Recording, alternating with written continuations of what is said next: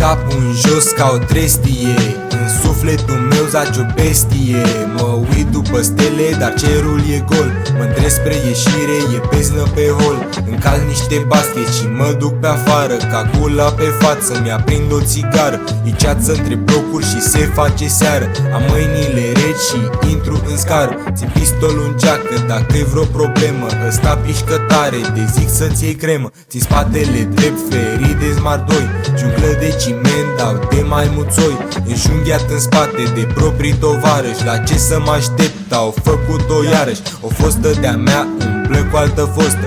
Asta chiar e o alianță a noastră. În ciuda grupării de tip fostă, eu încă mai sper că o să le fac poștă. Tot ce am avut, iubire greșită, sursă pentru ura mea nestingerită. În toți anii ăștia căutam iubire, motiv pentru care trăiam în neștire. Trăiam în neștire de mult prea mult timp.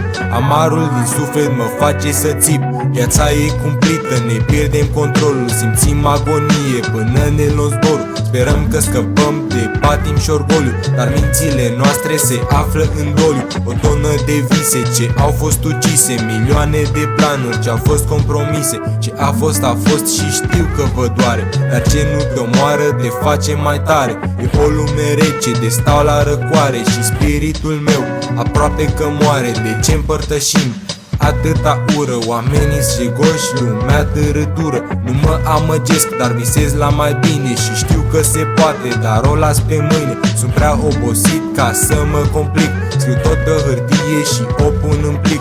Emoții profunde mi încearcă inima, chinuită de mult.